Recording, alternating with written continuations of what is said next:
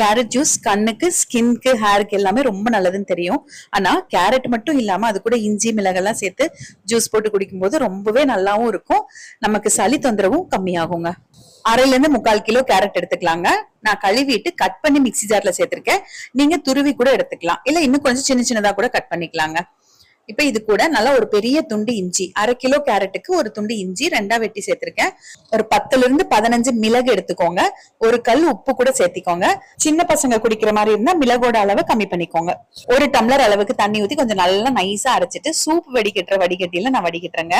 ரொம்ப சன்னமா ஒட்டை இருக்கிற வடிகட்டியில வடிகட்டினா ரொம்ப லேட் ஆகும். அதனால நான் முதல்ல இதுல வடிச்சுக்கிறேன். இப்ப இதோட சக்கை நல்லா பிழிஞ்சு எடுத்துட்டு இந்த சக்கையை திருப்பி மிக்ஸி ஜார்ல போட்டுட்டு திருப்பி 1 அல்லது 1.5 டம்ளர் தண்ணி ஊத்திட்டு திரும்ப அதே மாதிரி வடிச்சு எடுத்துக்கோங்க. இப்ப 2 தடவை நம்ம வடிச்சு எடுத்திருக்கோம். நல்லா அந்த சக்கை எல்லாம் எடுத்துருங்க. ஆனா சூப் வடிகட்டுனதுல வடிகட்டினதுனால இன்னும் சக்கை இருக்கும். அதனால